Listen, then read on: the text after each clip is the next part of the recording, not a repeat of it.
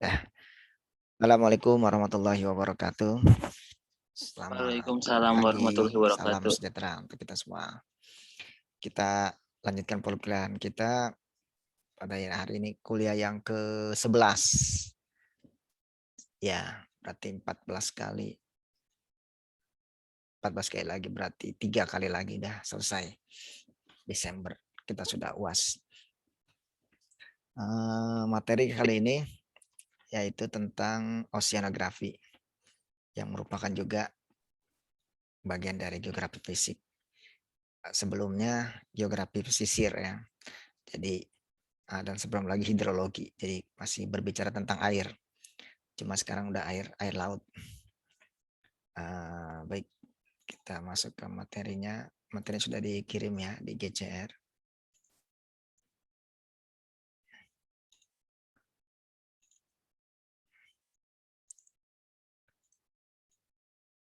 Ya, nanti kita break lah ya. Kalau udah ini biar nggak bosan. Ya, ke 11 maksudnya. Kurang tambah satu lagi. Ya, nanti aja. Dari pertemuan yang ke-11 ya. Oceanografi atau disebut juga dengan kelautan.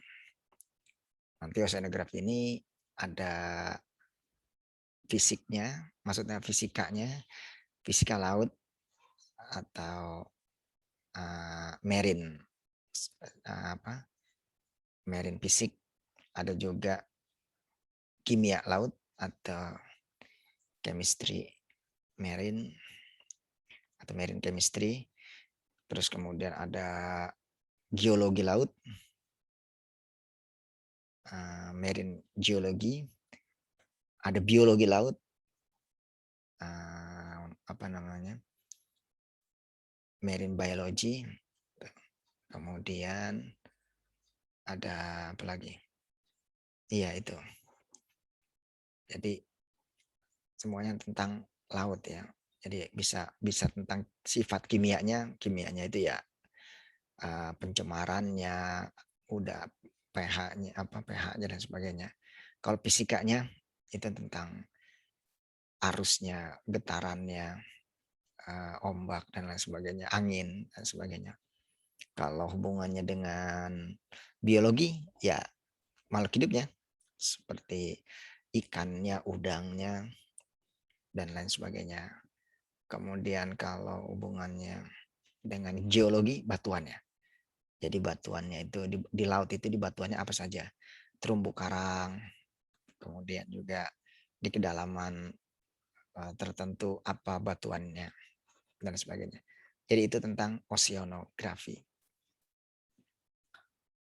Nanti ada hubungannya juga dengan planologi.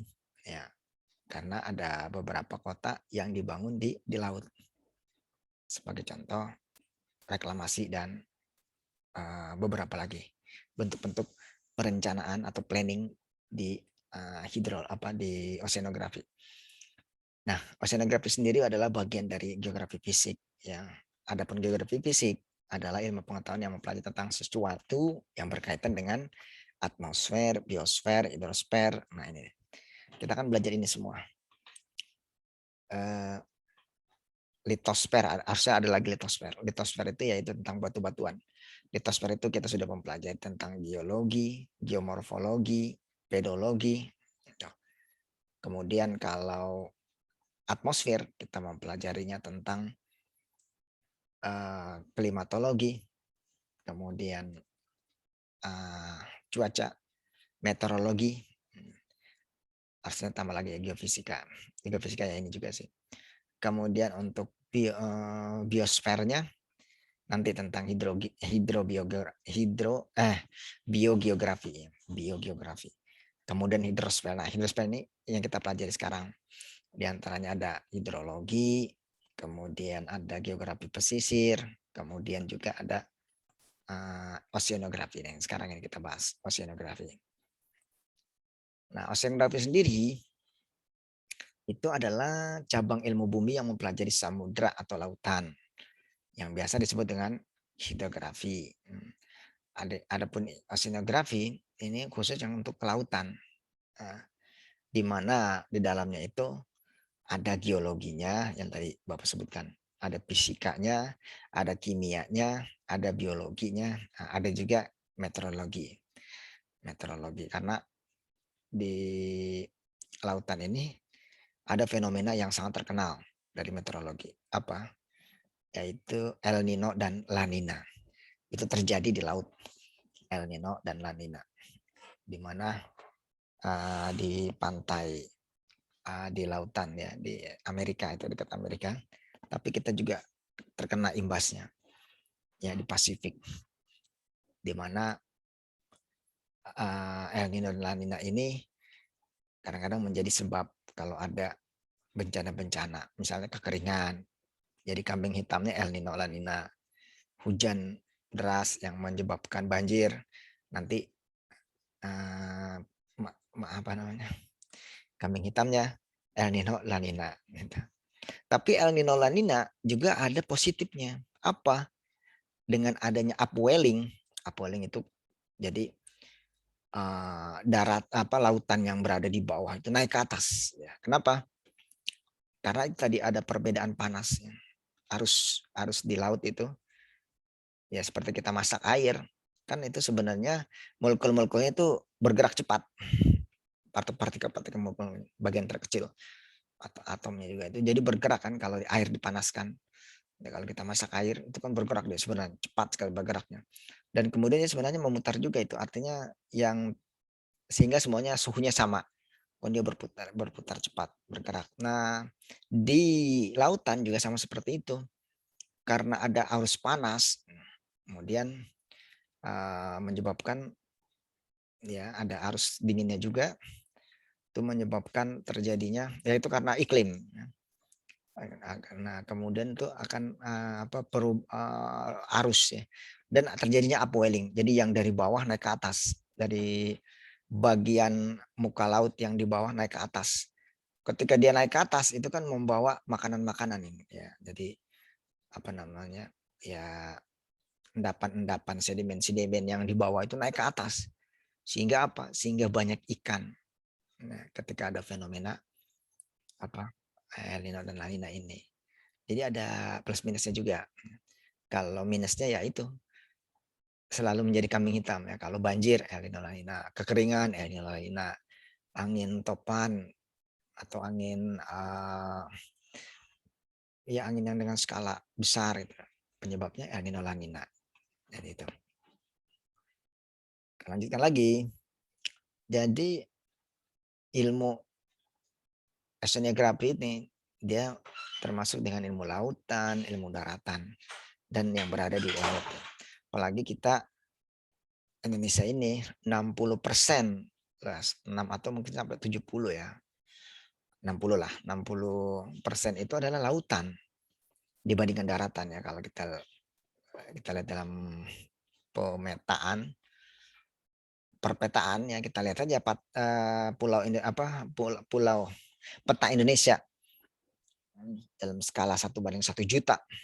Nah, lihat dibandingkan saja itu dari Sabang sampai Merauke, kemudian dari utara selatannya itu maka lebih luas lautannya. Oleh karena itu seharusnya itu perhatian terhadap laut itu lebih besar atau cukup besar lah. Karena memang ya meskipun lebih besar lautan, tapi kan manusia itu tinggalnya di darat bukan di laut. Sebagian besar ada juga yang tinggal di lautan. Nah, artinya jangan dilupakan laut itu. Ya, laut karena laut itu menjadi kekayaan kita juga apabila dikelola ya dengan melakukan ilmu oceanografi ini dikaji bagaimana sifat-sifat kimianya lautan kita, sifat-sifat fisiknya, biologinya. Padahal ada yang menarik sebenarnya di Indonesia ini. Di karena lautannya sangat luas sekali. Pada sisi biologi. biogeografi. Jadi hewan yang ada di daratan atau lautan lah, kita karena bicara lautan. Lautan itu berbeda. Laut apa ya hewannya ya, kalau digariskan kan ada tuh. Kalau ikan di wilayah Indonesia Barat, ya, kemudian Indonesia Tengah dan Indonesia Timur itu berbeda. Kalau yang di Indonesia Timur lebih ke arah yang seperti ikan tongkol yang lonjong-lonjong ya. Kalau yang di Barat yang apa lebar ya. Nah, atau ya ada perbedaannya gitu. Begitu juga yang di daratan, hewan-hewan di daratan itu berbeda juga. Gitu. Bahkan ada lagi yang memang pandemik ada di Indonesia. Contohnya adalah ya itu yang udang itu. Udang-udang besar itu yang kemarin dalam kasus itu benihnya dijual, menurnya apa? Benurnya itu dijual. Itu karena hanya hidup di Indonesia. Itu baru satu jenis. Mungkin ada jenis-jenis yang lainnya yang hanya hidup di Indonesia. Termasuk ada ikan paus ya tertentu yang hanya di Indonesia dan lainnya. Jadi apa namanya ini juga harus jadi perhatian di dalam isi hidrografi. Meskipun kita tidak sampai sejauh itu planolog ya. Tapi juga mendukung tonton apa dalam misalnya dalam pesisir ya, perencanaan pariwisata. Kan dilihat dari potensi wisatanya apa. Pantainya bagus. Kenapa pantainya bagus ya? Karena ada pasirnya. Kemudian lautannya juga bagus. Kenapa? Ada terumbu karangnya, kemudian bersih lautannya seperti di yang kemarin itu ya. Apa kuliah umum itu atau bukan kuliah umum yang jalan-jalan itu ke apa namanya yang di Papua itu. Nah, jadi Raja Empat. Nah, Raja Empat itu kan luar biasa, bahkan terkenal di dunia. Jadi apa? Ketika mengetahui ya ilmu tentang kelautan ini, kemudian juga dalam perencanaan pariwisata, terutama pada potensi pariwisata, nah ini yang sangat diharapkan bagi para planolog. Perencanaan pariwisata, perencanaan ekonomi, ya, ekonomi wilayah, bahkan juga bisa jadi adalah perencanaan perumahan atau permukiman. Karena sebagian besar juga pemukiman itu di Indonesia ini ada di laut. Ya di provinsi atau di daerah tertentu itu laut sebagai juga tempat tinggal. Nah, ada salah satu penelitian yang sedang mau dilakukan ya dari kakak kelas itu tentang kehidupan tapi kali ini bukan di laut sih, di danau Tempe di Sulawesi apa itu ya, Sulawesi Tenggara atau Sulawesi mana itu. Jadi karena masyarakatnya tinggal di sana itu. Nah itu juga bisa jadi kajian bagi para planolog atau planner, bagaimana bisa kekayaan yang ada di laut ini kemudian dapat di apa namanya lakukan perencanaan wilayah, perencanaan kota, perencanaan fungsionalnya dan sebagainya. Kemudian karakteristik laut. Jadi 5 kelompok. Ya tadi sebenarnya karakteristiknya. Jadi kimia laut, chemical oceanography. Bisa disebut oceanography atau marine ya. Marine. Tapi banyak menggunakan marine sebenarnya. Marine geologi, marine physical, marine physical ya. Marine biologi. Jadi ada yang menggunakan oceanography, ada yang juga marine. Kemudian, nah, jadi lautan ini memang penting untuk dikaji, terutama tentang oceanography ini. Ya memang dia ilmu untuk mempelajari tentang lautan. Nah, keterkaitan antara oceanografi dengan geografi fisik, karena oceanografi ini dia mempelajari fisiknya ada, kemudian meteorologinya juga, kemudian juga ya beberapa yang memang itu juga bagian dari geografi fisik. Nah kalau kita lihat lagi ini Mbak, untuk referensi kita ya, geografi itu punya wilayah namanya geosfer, wilayah kajian. Wilayah kajiannya itu ada litosfer, itu tentang batuan. Nah litosfer ini kajiannya ilmunya apa saja?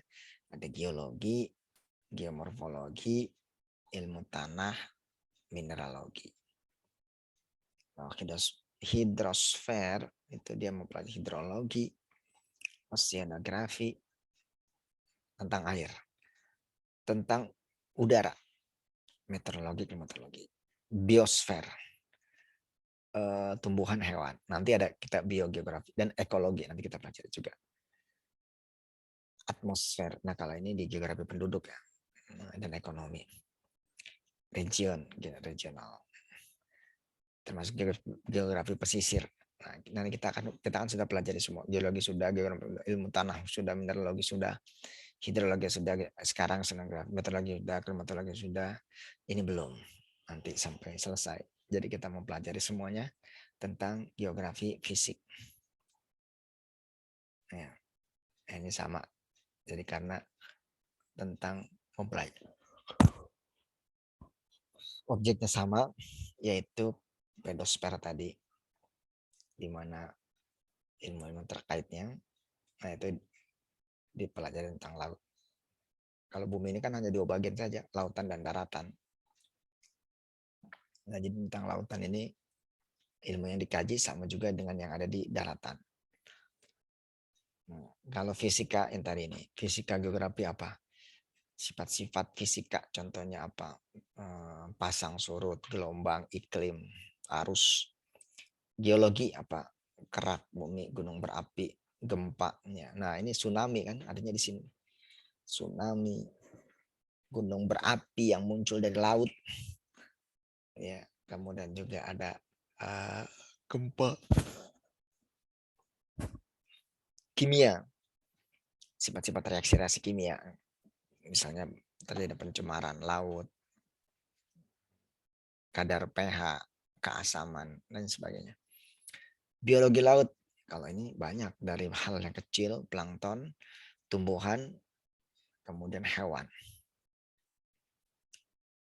Ya, jadi oceanografi merupakan juga environmental science, jadi ilmu tentang lingkungan. Nah, ini merupakan juga ya benar. Apa saja yang dipelajari di dalam oceanografi?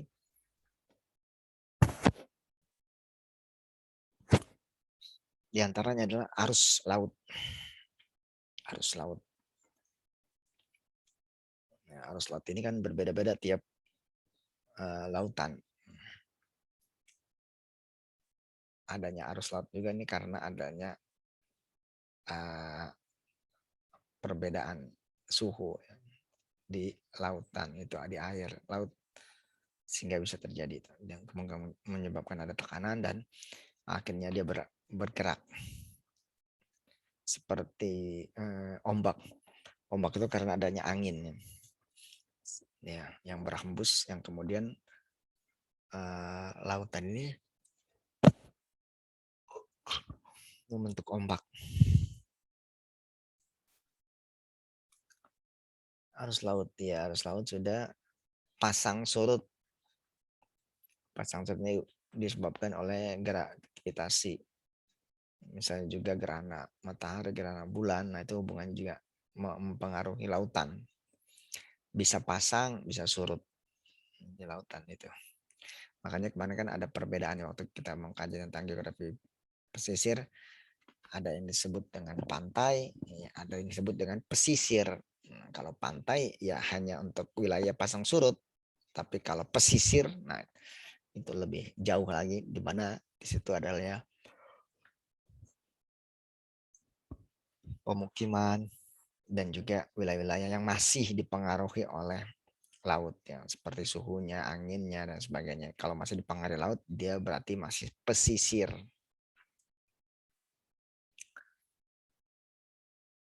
Gelombang laut, gelombang laut ini ada yang besar, ada yang kecil.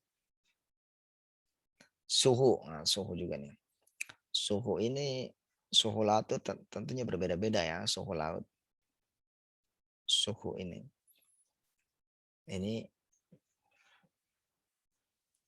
apa? Dalam kedalaman juga dipengaruhi juga. Serta suhu juga itu kalau di bawah apa lapisan itu atau di lempeng samudra itu, jika ada apa ring of fire, itu bisa ada arus laut, arus panas di laut tersebut.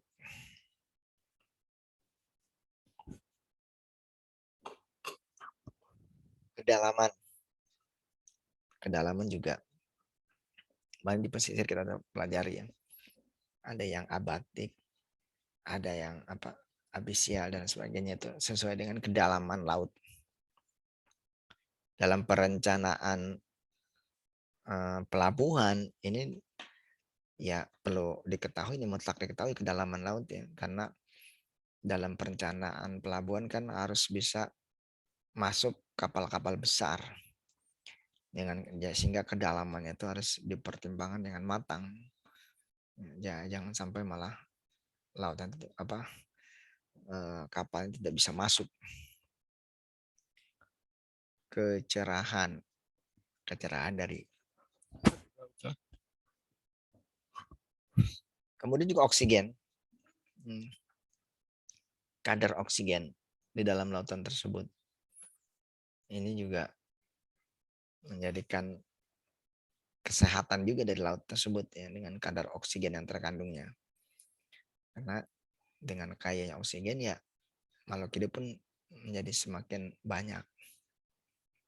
pH juga keasaman salah satu ukuran untuk menilai dari oceanografi tentang pH ini. Nah, ini masih sama, jadi hubungan antara oceanografi dengan ilmu. Oh, maaf kalau tadi hubungan dengan geografi fisik ya. Ini dengan apa namanya planologi.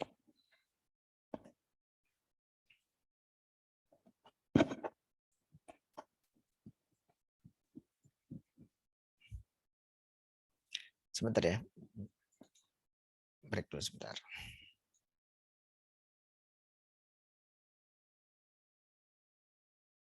Break 5 menit sebentar.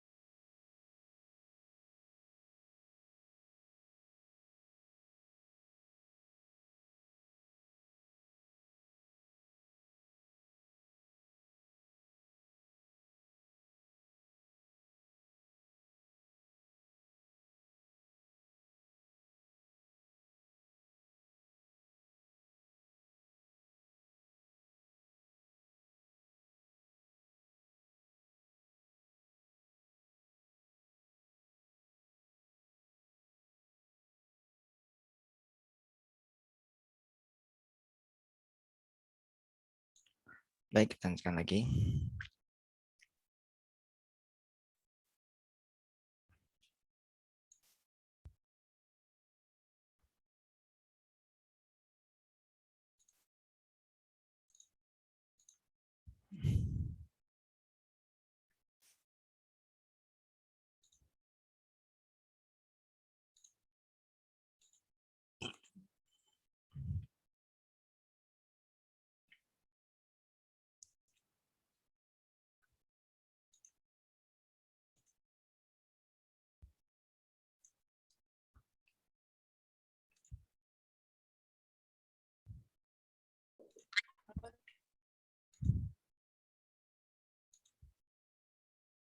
Ya.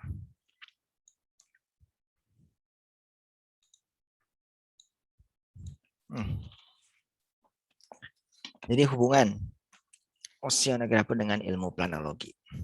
Kalau tadi hubungannya oceanografi dengan geografi fisik, ya, memang dia bagiannya dari geografi fisik. Sebenarnya sih bagian atau bukan bagian tuh kadang-kadang jadi ini juga klaim ya, nanti kalau yang oceanografi bilangnya geografi fisik bagian dari oceanografi, yang geografi oceanografi bilang bagian, yang geografi fisik bilang bagiannya. Jadi mungkin hubungannya lah. Jadi hubungan antara oceanografi sekarang dengan planologi. Jadi karena planologi sendiri adalah perencanaan sebuah wilayah atau kota, di mana dalam perencanaan itu kan harus mempertimbangkan segala macam aspek, di antaranya geologi, ekonomi, politik, sosial, dan sebagainya. Karena mempertimbangkan banyak aspek tersebut, termasuk juga di dalamnya adalah lautan. Lautan. Jadi lautan masuk juga dalam pertimbangan dalam ilmu planologi. Nah,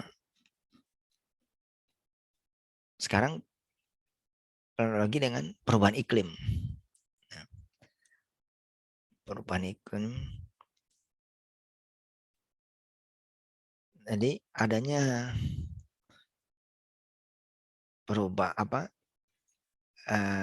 perbedaan ya antara di daerah yang iklim dingin dan panas. Ya.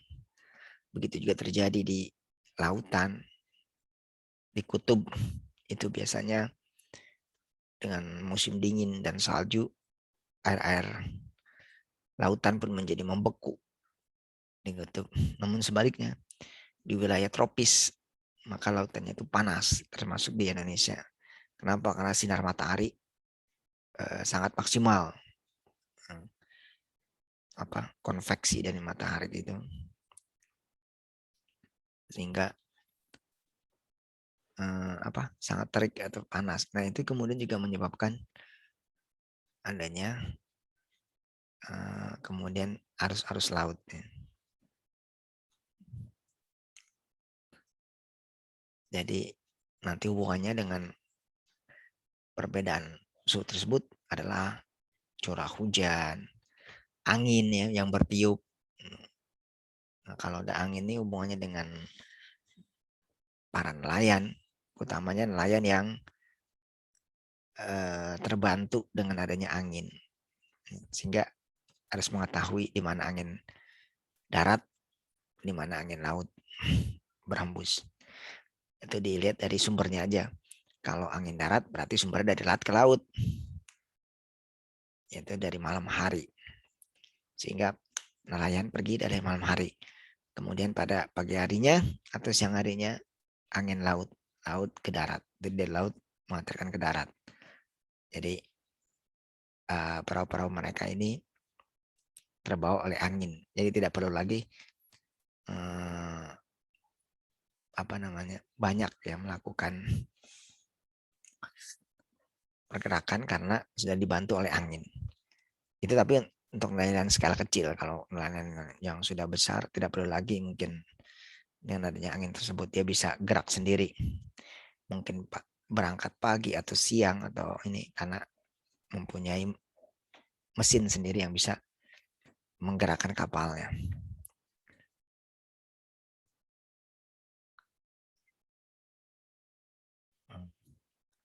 Kemudian juga ini tersebut hubungannya dengan oceanografi dengan iklim, yaitu adalah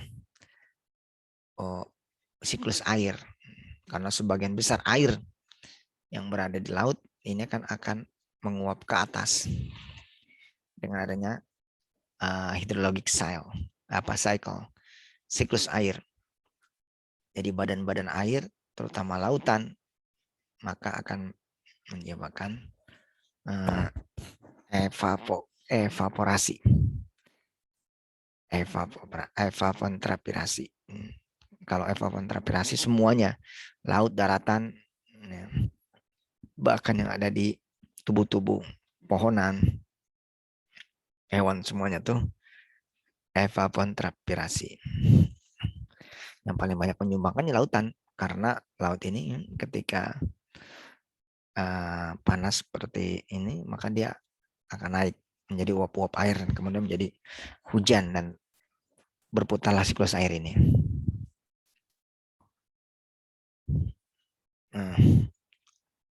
Sekarang arus juga merupakan bagian dari iklim. Arus laut ini yang ada di dalam lautan, arus laut ini. Jadi adanya faktor seperti tadi, arus, angin, angin dan arus. Angin kan di atas, arus di bawah. Apalagi ini ada hubungannya dengan pergerakan angin, angin musim atau angin monsun, angin barat, angin lokal, angin yang regional, angin yang global. Nah itu membantu juga terutama para nelayan ya.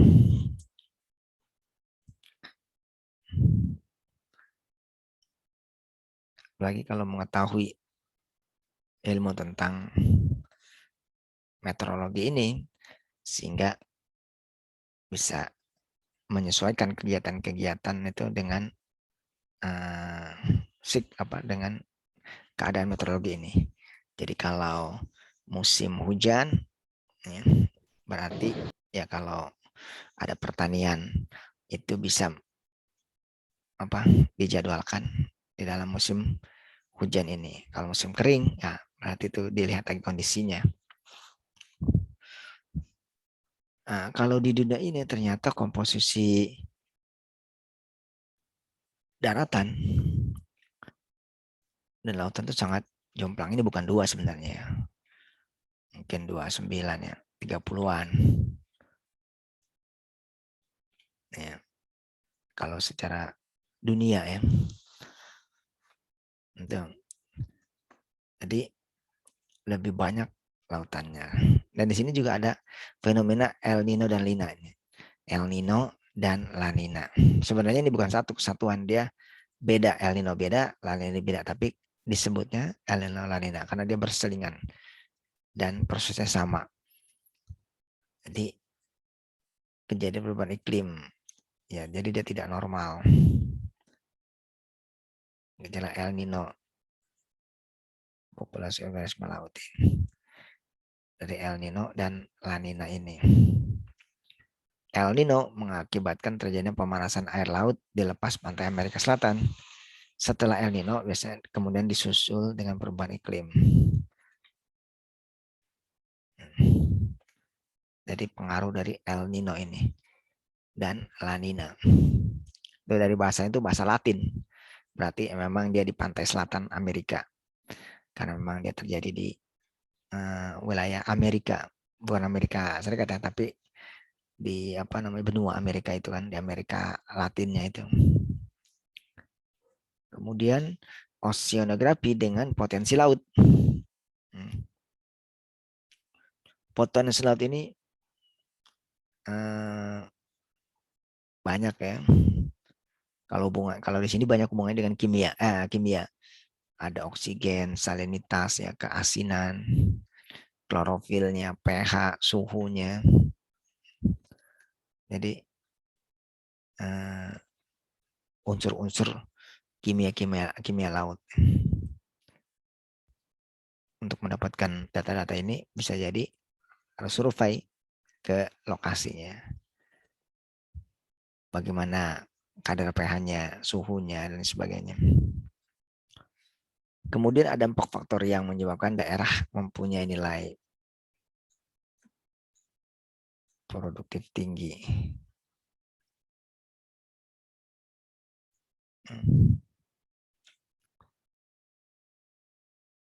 Selalu menjadi penambahan bahan-bahan organik terus-menerus yang berasal dari aliran sungai. Perairan estuarian umumnya dangkal sehingga cukup menerima sinar matahari untuk tumbuhan. Tempat yang relatif gelombang. Ya.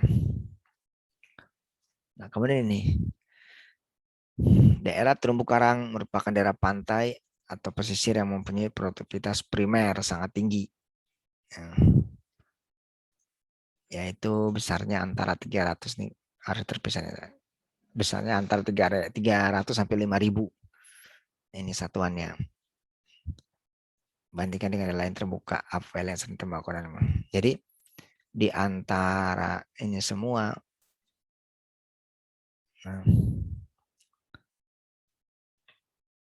ini terumbu merupakan dia paling tertinggi terumbu produktivitasnya 3.500 sampai 5.000, lamun 1.000, bakau 250, estuarine, upwelling, efisiensi rantai makanan, jumlah rantai makanan, produktivitas ikan. Jadi terumbu karang ini nilainya tinggi-tinggi karena menjadi rumah sebenarnya dari makhluk hidup yang ada di lautan, baik ikan dan sebagainya. Nah, karena terumbu karang ini produktivitasnya tinggi, jadi dia mempunyai arti penting dan strategis bagi ekosistem perairan. Jadi kalau terumbu karangnya hilang atau hancur ya, berarti juga ikan ikut juga ada beberapa yang akan hilang juga karena ini menjadi tempat hidup dari ikan-ikan tersebut atau makhluk hidupnya di lautan. Nah, Indonesia sendiri mempunyai luas perairan 2/3 dari seluruh wilayah ya, dari daratan. Nah, kemudian ini hubungannya potensi ikan dengan geoceanografi dan sebagainya. Dengan perbedaan produktivitas perairan laut.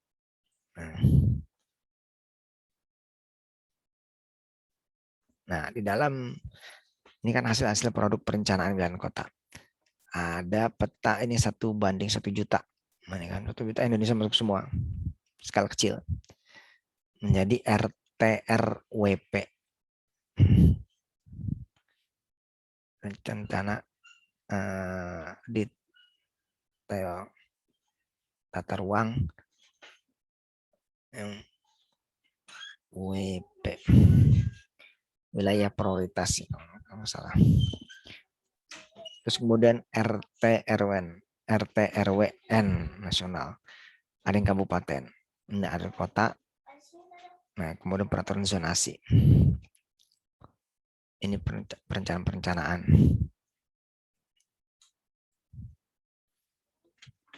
Ya, ini ada beberapa teori ya.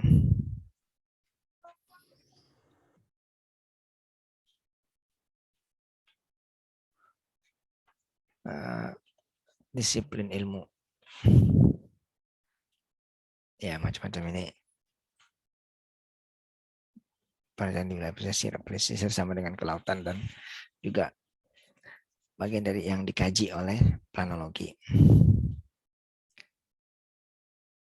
Nah, ini dalam perencanaan wilayah dan kota. Baik, kita break lagi ya. Mohon maaf nih, agak kurang fit nih. Jadi break terus. Sebentar break dulu ya. Sampai 10 menit.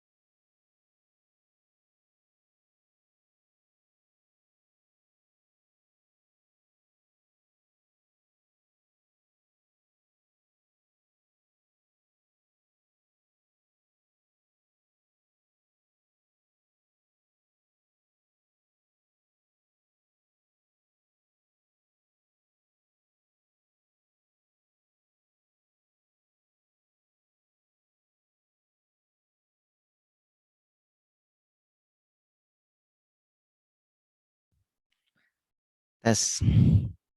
Lanjut lagi ya.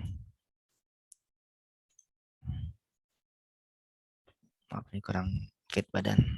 Jadi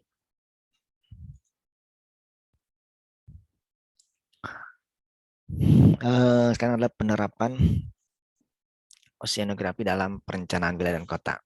Nah ini untuk terutama dalam kita di dalam perencanaan wilayah dan kota. Jadi perencanaan-perencanaan ya yang hubungannya dengan di oceanografi. Nanti kita lihat apa saja perencanaan-perencanaan tersebut. Jadi di dalam perencanaan tersebut ya bisa memanfaatkan berbagai macam segi, di antaranya sumber daya alam, kemudian juga yang hayati, yang non hayati, ya, kemudian juga sebagai sarana komunikasi. Ini hubungannya dengan struktur di struktur ruangnya,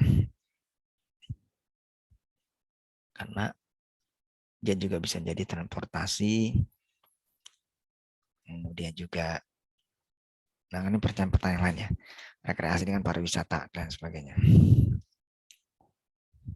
Contoh skema pembangunan wilayah sebagai contoh di perencanaan wilayah daerah pesisir di kota Manado. Jadi pantainya, kemudian ada kotanya. Nah, mudah-mudahan nggak ada tsunami ya. Kalau ada tsunami habis semuanya. Nah, tapi karena itu kajian dari awal. Nah, apakah ada bahaya potensi adanya tsunami?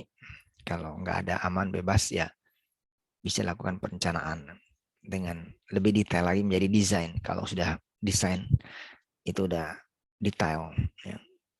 Di mana jalannya, RTH-nya, ya, gedungnya dan sebagainya. Nah, kemudian ada juga dengan kawasan Minapolitan. Nah, barangkali ada yang baru dengar ya. Minapolitan. Apa ini Minapolitan? Jadi kota yang direncanakan ya atau dibangun berbasis pada perikanan. Nah, itu disebut dengan Minapolitan. Apakah ada di Indonesia ini? Ada. Ya. Sebelum ada konsep Minapolitan, ya sudah ada di Indonesia ini. Kota-kota yang memang dia berbasis atau hidupnya dari laut. Dari hasil tangkapan laut, dari perdagangan dan sebagainya gitu. Nah ini Minapolitan.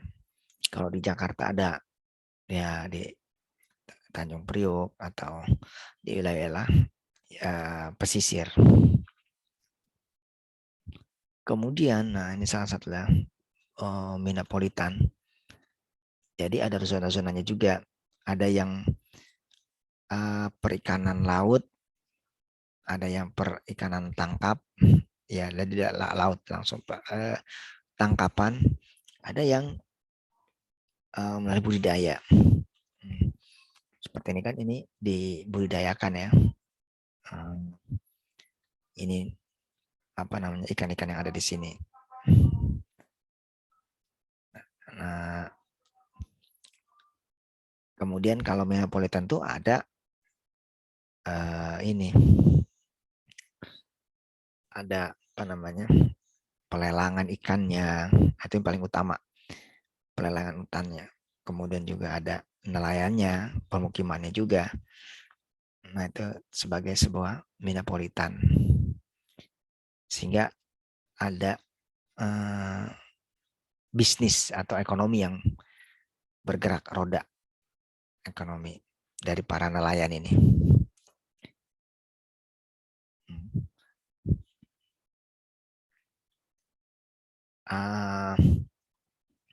Metropolitan ini kan karena dia berbasis wilayah atau kawasan yang dia berbasis pada perikanan. Nah, kawasan ini bisa sangat berkembang kalau dikelolanya dengan baik ya, direncanakannya dengan baik wilayah Metropolitan. Tapi juga harus dilihat unsur-unsurnya ya. seperti tadi kedalaman lautnya, ini kan harus ada kapal-kapal. Kecuali kalau kapal-kapal kecil ya mungkin masih bisa, tapi kalau udah kapal besar berarti kan harus melihat kedalaman laut, arus laut ya. Dan juga keamanannya ini ya, manakala apakah tidak ada tsunami ya, atau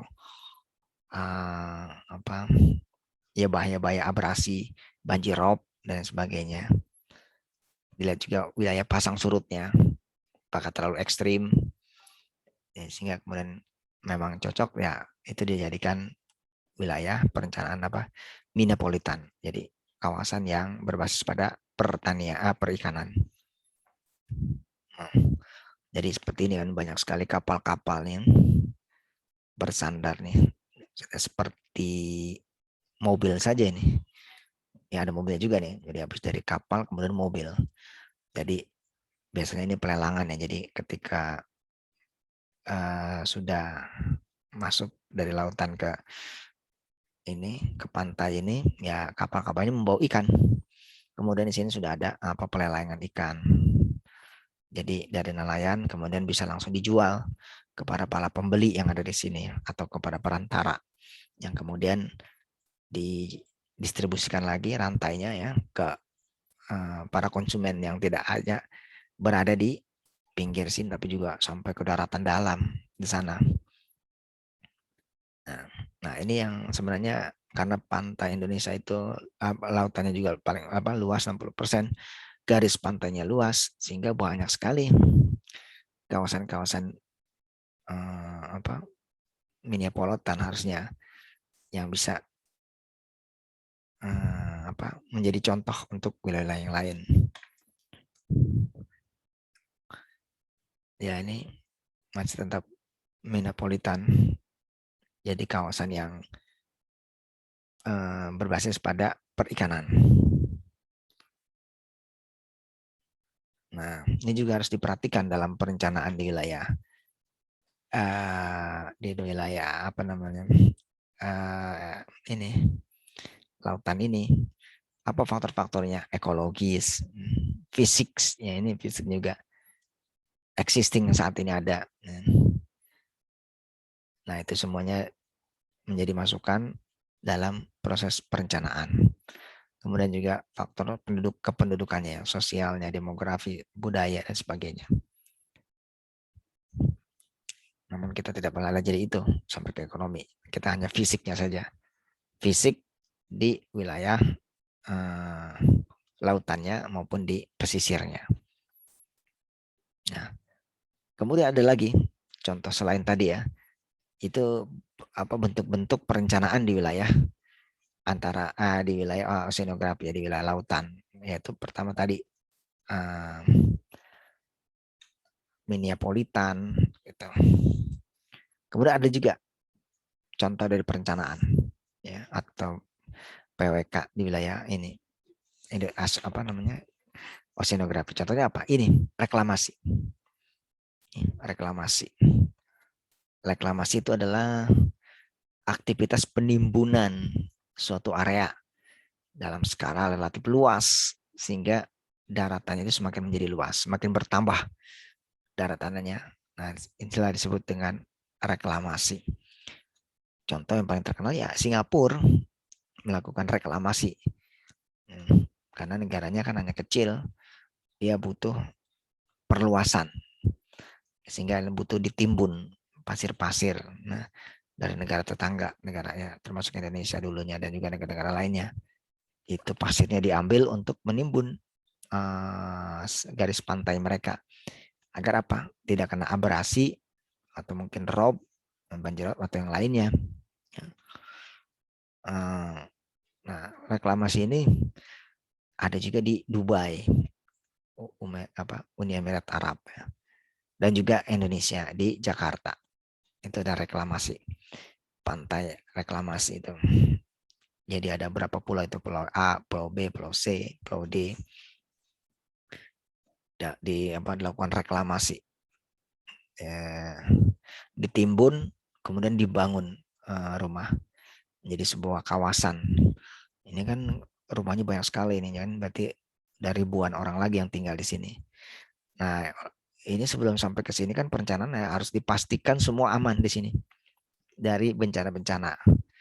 Apakah tsunami-nya, apakah banjir rob, apakah abrasi,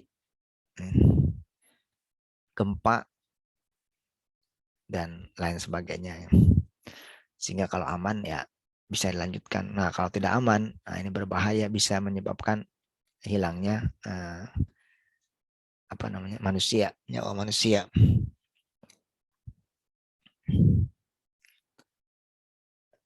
Kemudian ada lagi tol laut. Nah ini ada lagi produknya, tol laut ini. Jadi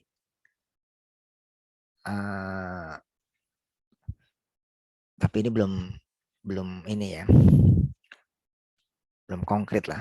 Kalau reklamasi kan sudah ada. Nah ini jadi kawasan laut. Sebenarnya waktu itu pernah ada ya ide untuk pembuatan seperti ini nih. Seperti jembatan di Suramadu itu menghubungkan antara Jawa dengan Madura. Nah juga direncanakan antara Sumatera dengan Jawa ya, di Lampung itu dengan Banten. Kenapa? Karena kan kalau itu ada jembatan tersebut maka akan mempermudah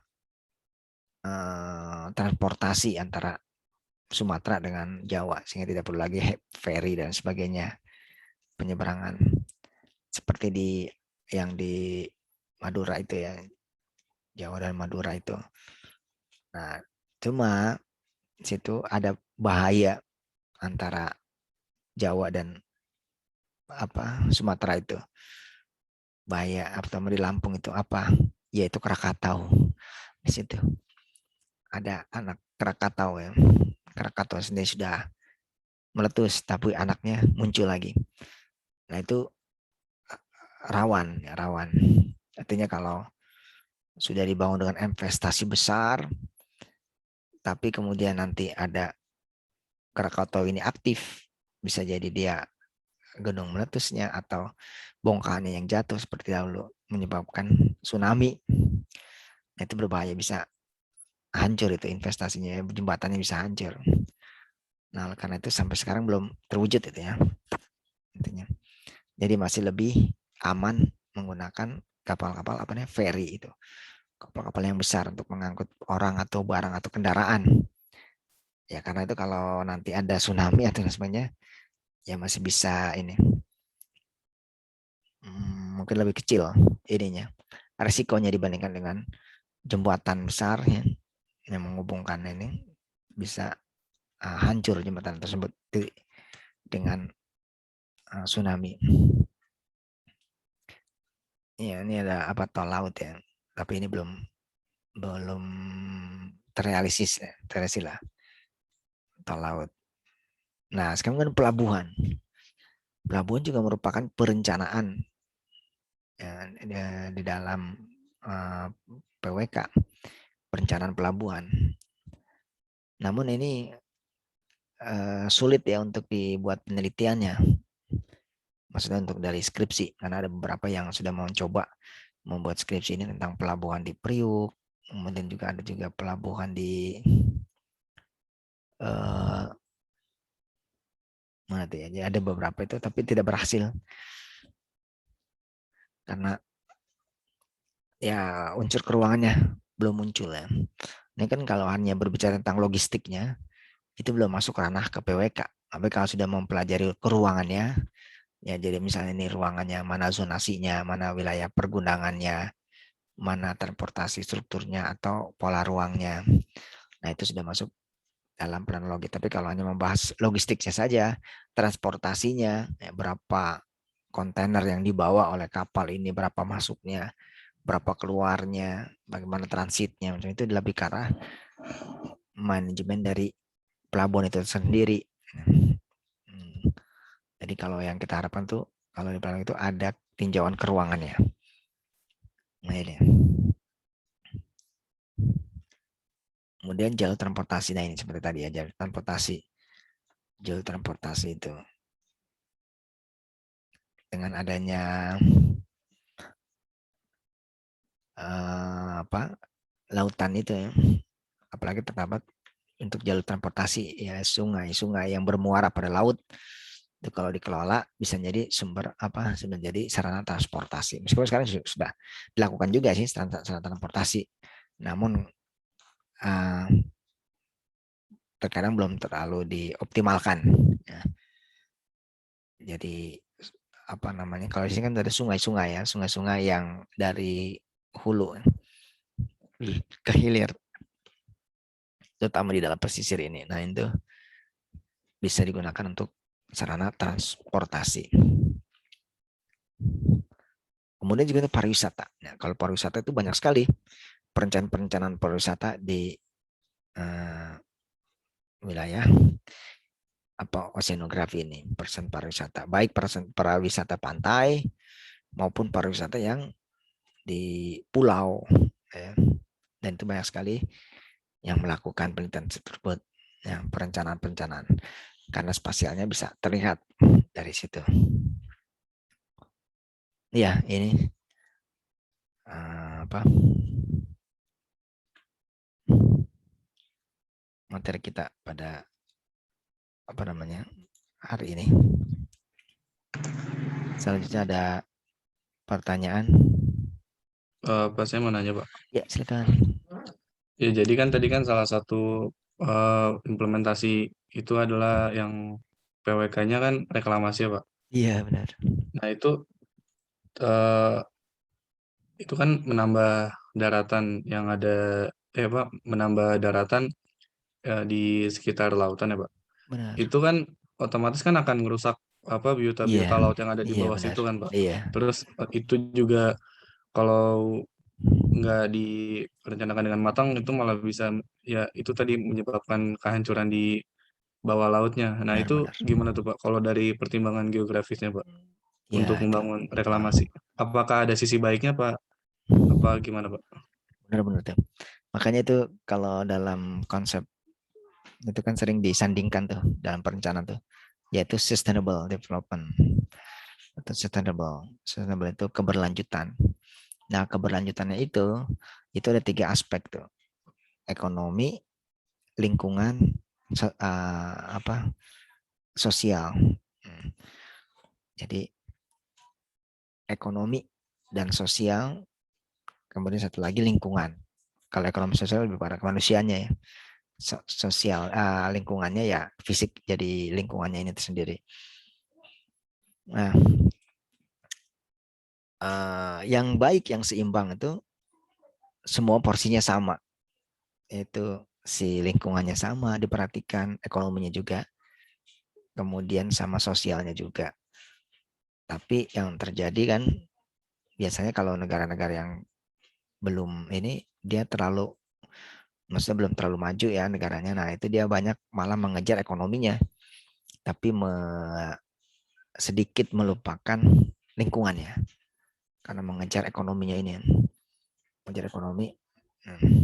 Tapi kalau sudah negara maju, developed country, developed country, mereka ada apa perhatian lebih kepada lingkungan gitu.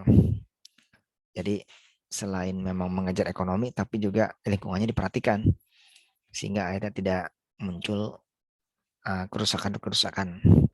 Ya, memang dia rawan sekali, memang yang reklamasi tadi itu rawan karena itu kan antro apa namanya antro. Jadi buatan manusia, bukan buatan alam. Di situ.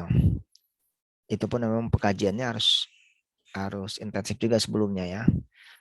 Dari unsur fisiknya itu ya tadi, apakah dia terutama dalam kebencanaan, potensi bencana tadi. Apakah ada tsunami, apakah ada abrasi, ada penurunan muka air laut, kemudian penurunan daratan, kemudian juga ada apa rob dan sebagainya gitu. Kalau memang aman, relatif aman semuanya ya bisa dilanjutkan. Ya, tetapi kalau tidak ada berbahaya. Jadi kalau sudah pemukimannya jadi dan penuh semuanya, ternyata ada tsunami, itu kan karena yang paling kena pertama kali ya yang di pantai itu. Nah ya, apalagi tidak ada mangrove-nya dan sebagainya. Jadi tidak ada penghalang. Nah, sebenarnya aturan di kita tuh sudah cukup, Mbak, ini ya, karena kan dalam tata ruang itu kan ada pengendalian, ada pengawasan, ada pengendalian gitu. Nah, cuma ini ada ininya. Jadi pembahasan RDTR kalau ini yang kasusnya DKI ya. Kan ada reklamasi itu di DKI salah satunya. Pembahasan RDTR itu saat ini yang di DKI revisi RDTR. Itu sekarang berhenti, tidak dilanjutkan dan ditarik ke pusat gitu. Nah, karena ya salah satunya mungkin ada pengaturan terhadap reklamasi ini. Kalau semuanya mengikuti ya dengan tata ruang itu, maka ya bisa berjalan itu semuanya. Namun kalau ada pelanggaran, nah itu yang menyebabkan itu. Ya. Karena kan semuanya unsur harus diperhatikan gitu ya. Mana budidayanya, mana kawasan lindungnya, RTH saja kan di sebuah kawasan tuh syaratnya 20% harus memenuhi 20%. Meskipun prakteknya jarang ya sampai dengan 20%. Harusnya itu RTH itu ruang terbuka hijau ya. Itu harus 20% itu. Bahkan 20 atau 30 itu. 20% dari keseluruhan total. Artinya yang hijau itu. Yang hijau itu bisa taman kota, hutan kota, sepadan sungai, sepadan jalan, kan penghijauan semua tuh. Kemudian makam, kemudian juga termasuk juga RTH private. RTH private itu yang ada di rumah-rumah dengan adanya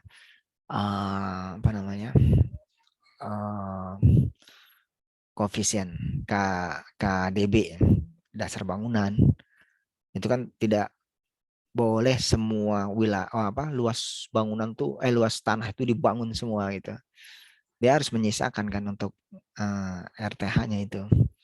Nah, itu kan kalau dikumpulkan dari semua orang atau semua rumah itu kan jadi cukup besar juga RTH publiknya itu. Itu menyumbangkan terhadap 20 sampai atau 30% dari RTH itu. Nah, itu kalau semuanya mengikuti aturan semuanya ya itu bisa terjadi keseimbangan. Namun yang terjadi kan ya dalam prakteknya banyak pelanggaran. Kenapa ada pelanggaran? Karena ya itu tadi lebih dominan unsur ekonomi. Biasa ekonomi yang lebih dominan. Itu. Ya termasuk dari sebuah kawasan permukiman ya. Karena pengawasan permukiman itu mengalami perkembangan sangat cepat ya, karena perkembangan kota tentunya. Contohnya kalau di Jakarta itu daerah Kemang itu yang dulunya itu permukiman, kemudian di situ malah banyak perdagangan jasa, banyak komersialnya, itu kan sebuah ini. Namun karena perkembangan zaman itu ya, maksudnya perkembangan kota itu yang sangat cepat itu, terutama di wilayah itu. Ya. Udah banyak orang asing atau orang ya ingin cari hiburan dan sebagainya, sehingga akhirnya berkembang daerah situ, dikembang di Jakarta Selatan itu, dan juga di beberapa daerah lainnya. Nah ini akhirnya kan menyebabkan itu tadinya memang peruntukan lahannya untuk permukiman, dan berkembang menjadi komersial. Nah, tapi juga harus ada penyikapan juga, bukan berarti akhirnya di perkembangan ekonominya di stop gitu. Kan sayang juga, karena kalau tidak bisa juga kalau diterapkan di daerah lain gitu. Daerah lain mau seperti yang daerah tadi itu ya, memang ternyata tidak bisa juga karena nggak ada daya tarik ya. Ternyata hanya bisa di daerah sini. Jadi ya itu kepentingannya antara ekonomi, lingkungan, dan sosialnya juga. Ada yang memang rekayasa manusia sehingga bisa menyebabkan ya. Misalnya kita juga bertanya juga nih nanti tentang ibu kota baru ya. Itu kan rekayasa manusia, artinya pembuatan kotanya ya. Namun kan di situ ada manusianya dan juga nanti lainnya. Apakah berkembang atau lain sebagainya ya jadi pertanian juga gitu. Atau juga yang sekarang kalau reklamasi juga ini. Ya, di samping juga mungkin ada apa? Ya mungkin ada kepentingan atau motif-motif yang lainnya gitu yang bisa bisa jadi memang kalau dilihat secara murni lingkungan yang merusak juga kan yang harusnya itu untuk wilayah tangkapan ikan para nelayan terutama nelayan-nelayan yang ekonomi ini ya menengah ke bawah kan dia tidak bisa melaut di jarak yang jauh itu kan karena juga kapalnya tidak tidak memungkinkan jadi hanya radius berapa kilometer dia bisa melaut tapi kalau sudah dibangun itu kan nggak bisa lagi gitu ya kemudian aksesnya juga tertutup dan sebagainya kemudian juga maksudnya akses dari pelayannya tertutup jalur pelayarannya kemudian juga apa biota-biotanya dari geologi lautnya dan sebagainya itu kalau dalam segi lingkungannya nah tapi kalau ekonominya ya tentunya kan sudah bicaranya rupiah atau mungkin dolar atau apa dengan satu unit properti yang terjual sudah berapa kalau kali 1.000 kalau kali berapa ini ratus kali 1.000 udah berapa keuntungan yang bisa diraih dan sebagainya nah jadi semuanya harus berkeadilan gitu antara lingkungan antara ekonomi nah memang benturannya itu saja sih antara ekonomi dan lingkungan itu biasanya seperti itu benturan antara jadi harus cari kompromi di satu sisi juga tidak bisa menyetop ekonomi karena kalau tidak ada itu ya tidak ada ini juga tapi di satu sisi lingkungan juga kalau di stop atau dihancurkan juga sangat berbahaya nah bagaimana cara solusinya ini antara ekonomi dan lingkungan ini ya itu demikian jadi memang ada perencanaan-perencanaan di wilayah pesisir atau di oceanografi ya tadi itu ya ada reklamasi ada perawisata ada tadi tol laut itu ada juga tadi pelabuhan nah itu bentuk-bentuk perencanaan di di laut ya atau di pesisir. Baik, ada lagi? Pak, izin bertanya, Pak. Ya, silakan. Kalau itu oceanografi itu kenapa dijadiin prodi sendiri ya, Pak? Di beberapa Iya. Ya, karena dia sebuah ilmu tersendiri ya. Ilmu sendiri. Sebenarnya kalau sudah masalah ilmu itu semuanya ini sih pasti ada egonya masing-masing. Jadi ilmu saya misalnya planologi berarti ilmu yang lain itu bagian sub dari saya. Nanti ilmu yang lainnya saya ilmu A gitu. Berarti ilmu yang lain itu adalah sub dari ilmu saya. Jadi masing-masing ego dari keilmuannya masing-masing. Tapi sebenarnya ilmu itu semuanya itu ada ketersambungan. Dan dia tidak bisa sendiri, hidup sendiri. Tidak bisa. Dia pasti ada campur tangan atau bantuan dari ilmu lainnya. Nah, karena memang sumber ilmu kan dari Tuhan gitu ya. Jadi ya sumbernya itu sama. Jadi juga ada dia sama semua sebenarnya. Saling melengkapi harusnya. Ya yang menemukan ilmu ini kan sebenarnya hanya mendefinisikan saja. Ilmunya sudah ada. Cuman didefinisikan saja, dibeda-bedakan. Ini ilmunya planologi, ini geografi, ini oceanografi, ini geomatika, ini geodesi dan sebagainya. Jadi bagi yang meneliti ya dia akan menemukan ilmu yang lain dan emang kalau oceanografi ya tadi ya itu bahkan tadi ya marinnya bisa oceanografi bisa marine itu ya kalau istilahnya marine tadi itu bisa menjadi sebuah fakultas itu fakultas marine science ilmu tentang kelautan nanti di dalamnya jurusannya itu ada tadi ya marine biology marine fisik, marine chemistry, marine kalau tadi ada juga yang terakhir itu klimatologi atau meteorologi, marine geologi. Jadi itu jadi jurusan masing-masing. Dan di jurusan itu, wah, ya ada lagi berkembang lagi seperti ini ya. Sebenarnya jurusan planologi prodinya itu perencanaan wilayah dan kota. Jadi bisa jadi ada prodi-prodi yang lainnya di dalam teknik planologi ini. Ya, bahkan kalau yang oceanografi itu ada tekniknya jadi. Kayak di ITB atau ITS atau ini ada kan teknik oceanografi yang hubungannya dengan keteknikan. Jadi antar ilmu itu saling tersambung sebenarnya, bukan antar ego-egoannya. Jadi masing-masing itu ketersambungan. Jadi seperti tadi kan tidak ya, bisa itu ilmunya itu ketersambungannya di wilayahnya. Jadi ilmunya planologi tapi diterapkan di wilayah laut atau pesisir. Atau ilmunya planologi diterapkan di wilayah geomorfologi ya. Dari di ketinggian tertentu, di kelerengan tertentu. Itu juga jadi ini juga ya. Apa namanya? Jadi kan tidak, apalagi di kita ya di Indonesia ini kelerengannya atau ketinggiannya itu elevasi itu kan tidak sama semua, tidak relatif datar semua.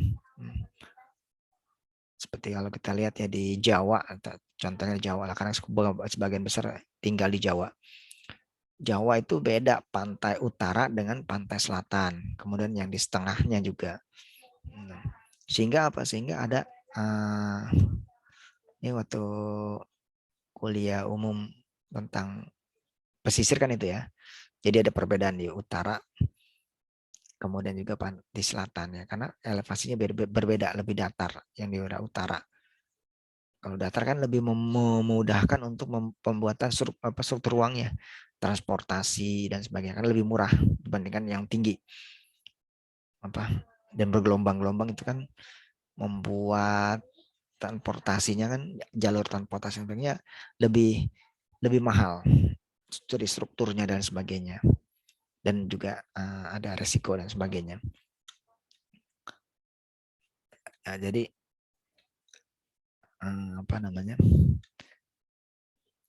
bisa jadi ilmu planologi tapi diterapkan di wilayahnya itu bisa di litosfer, tadi kan batuan ya, bisa juga di biosfer, maksudnya itu hewan atau tumbuhan, bisa juga di hidrosfer tadi air tadi, kemudian bisa juga di atmosfer itu hubungannya dengan apakah ada penelitian tentang penelitian ada. Contohnya apa? Contohnya itu kalau atmosfer itu yaitu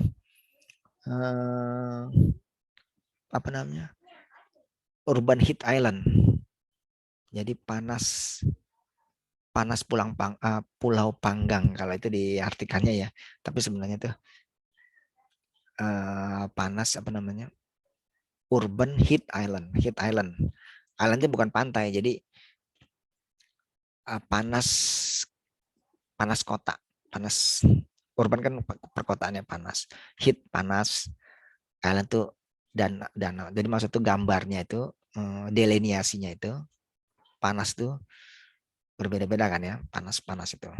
Nah, itu kan sebuah kajian dari meteorologi ya, karena berhubungan dengan atmosfer. Nah, itu merupakan jadi kajian planologi juga ya, urban heat and itu ada beberapa yang mengambil penelitian itu. Jadi panas di DKI kalau dibuat pemetaannya, dilihat dari sisi keruangannya itu berbeda-beda, terutama di land covernya, penutup lahannya. Kalau dia sedikit RTH atau apa namanya, ruang terbuka hujannya, atau kebanyakan dia akan panasnya lebih tinggi. Nah, terutama di ya yang banyak ini ya, apa, pantulan mataharinya itu kan, sinar mataharinya, gedung-gedung, jalan, tembok-tembok lah itu kan, itu lebih panas dibandingkan dengan yang kalau diserap, kalau dia sinar matahari konveksinya mengenai tumbuh-tumbuhan, ya, hutan gitu. Kalau di Kalimantan lah terus kan itu sinar matahari dia bahkan malah diperlukan oleh tumbuhan untuk memasak makanannya, fotosintesis. Kemudian karena banyak tumbuhan, akhirnya kan dimanfaatkan, dan apa namanya, panasnya itu tidak terlalu panas. Tapi kalau di perkotaan, ya, karena tidak ada yang menyerapnya, itu malah memantulkannya lagi jadi panas. Nah itu kemudian dideliniasi, dibuat wilayahnya. Ini yang sangat panas, daerah ini, daerah B ini sedang panasnya, ini yang kurang panas. Nah itu namanya urban heat island. Jadi itu adalah merupakan kajian juga dari planologi. Fenomena panas perkotaan. Itu. Apa itu salah satunya. Dipelajari. Itu bagian dari fisik itu ya. Apa geografi fisik. Baik, ada lagi? Pak, Ya. kan ada ya Pak di negara luar ada kayak tol bawah laut ya Pak. Oh iya, benar-benar. Nah, kayak juga ya Pak bagi lautnya sama Iya benar. manusianya sendiri. Nah, itu pertimbangannya itu apa ya Pak? Iya Biasanya benar Pak. nih, bagus sekali. Itu ada hubungannya dengan geologi. Kan itu kan ada terusan-terusan tuh ya di Inggris dengan Eropa, daratan itu kan ada tunnel. Kemudian juga ada yang lain lagi di beberapa negara lagi. Nah, itu hubungannya dengan geologi ya. Jadi kalau geologi batuannya itu keras, ya batuannya itu, sehingga itu dibuat terowongan. Nah, itu apa namanya? Mudah gitu. Ya memang pembuatannya itu sulit, maksudnya mengebornya itu. Tapi kalau sudah ada terowongannya, karena batunya keras, kuat itu, jadi dia tidak rusak gitu, tidak kurang. Tapi kalau di Indonesia ini, misalnya di Jawa, dibuat terowongan ya, karena kedalaman terowongan juga tidak terlalu dalam sekali ya, gitu kan. Jadi apa, banyak pedologinya deh, masih tanah, mas. Jadi rawan longsor, terus lain semuanya. Nah, bagaimana agar tidak longsor? Akhirnya pembuatan pembuatan tunnelnya itu, terowongannya itu harus lebih mahal, dia bahannya harus dibuat apa itu namanya, apa terowongannya ya, bahan-bahannya, besinya dan sebagainya, jadi sangat mahal akhirnya itu. Belum lagi bahaya dari yaitu apa namanya, gempa bumi itu bahaya juga itu, gempa bumi ya. Meskipun banyak juga di Jepang itu kan di bawah laut ya ininya, bahkan juga ada kota-kota atau yang di bawah ini, tapi juga lihat juga kedalamannya itu bahaya. Jadi yang sangat berpengaruh sebenarnya adalah faktor geologinya, batuannya itu, batuannya seperti di Timur Tengah itu, nah Arab itu banyak terowongan kan di situ ya, gunung di belah ya, kalau ada yang pernah umroh atau pergi haji, itu banyak gunung-gunung yang apa ditembus ya, karena kalau bikin jalan lagi harus muter gunung, lebih mahal lagi. Jadi gunungnya saja yang dibuat tunnel atau dia buat terowongan atau nafak namanya, dibuat nafak itu. Nah, karena gunungnya batu semua, ketika dibuat terowongan ya nggak akan hancur itu. Coba kalau gunung di Indonesia dibuat terowongan, nah kan dalamnya juga tidak batuan semua itu, ada tanah bisa potensi longsor dan sebagainya. Contohnya ya penambangan-penambangan itu kan berbahaya, itu kan banyak terjadi tertimbun dan sebagainya. Jadi faktor geologinya itu yang sangat ini menunjang itu ya.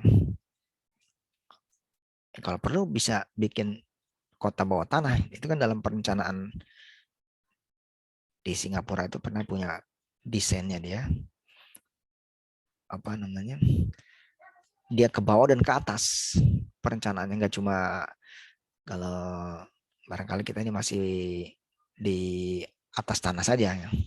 Jadi dia ke bawah dan ke atas, membuat kota yang ke bawah karena memang lahan sudah terbatas, tidak bisa lagi lahan ditambah. Tadi kan ditambah pakai reklamasi, tapi reklamasi kan paling cuma berapa, nggak bisa berkilo-kilo itu. Kenapa? Karena bahaya juga, bisa abrasi dan sebagainya kan.